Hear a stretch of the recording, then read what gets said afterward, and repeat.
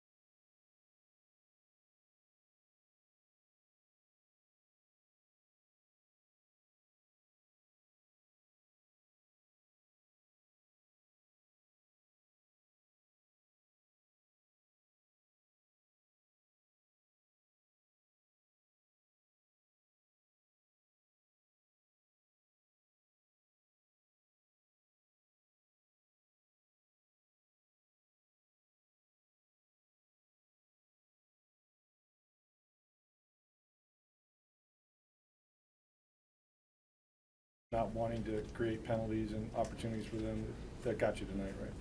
Yeah, without question. We made mistakes, especially on the defense side of the ball. Things that we talked about, emotion staying high. Obviously, we can't have personal fouls. We got to be careful around the quarterback. So at the end of the day, a lot of mistakes, but we got to give credit for their game planning. Got obviously a great, smart coach that we always got to compete against. So it is what it is. Got to go into the bye, figure out what mistakes we made, and then get prepared for the next week. And Dominican, the offense gets the 2 touchdowns, gets the lead back, if you will. For sure. How much more frustrating is it that you just had to close out a lead and you couldn't? Definitely frustrating, especially when it came to keeping them their drives alive with penalties. I think we had an offsides. I think we had a personal foul, something in that nature. But at the end of the day, we have to find a way to get off the football field, and it's a collective defense, and we didn't do that. So it's not by any means offense's fault. When a backup quarterback comes in, somebody that you're not prepared for or planned for, I mean, how much does that affect you guys? It's something that's a different twist, but we're professionals. We got to be able to understand, adjust, and adapt, figure out what they want to do. We had an entire quarter and a half. I think he came in first or second quarter, something like that. But regardless, we got to adjust and adapt. And I think at the end of the day, they stayed true to what they wanted to do and make us tackle in the run game, which we didn't do correctly. We weren't efficient in that standpoint, and then he made great throws. Obviously, you guys wanted to play against Jameis. He wanted to play against Joe, and whatever happened. Did you get a chance to say anything to him? Like, were you on the field when it happened? I was on the field when it happened. It's unfortunate. It's part of the game. I wish him the best. Our wives are very close, so I'll definitely check on him through my wife and whatnot. But we'll hopefully see him when they come to town in Tampa. Anything else? Thanks, man. Thank you.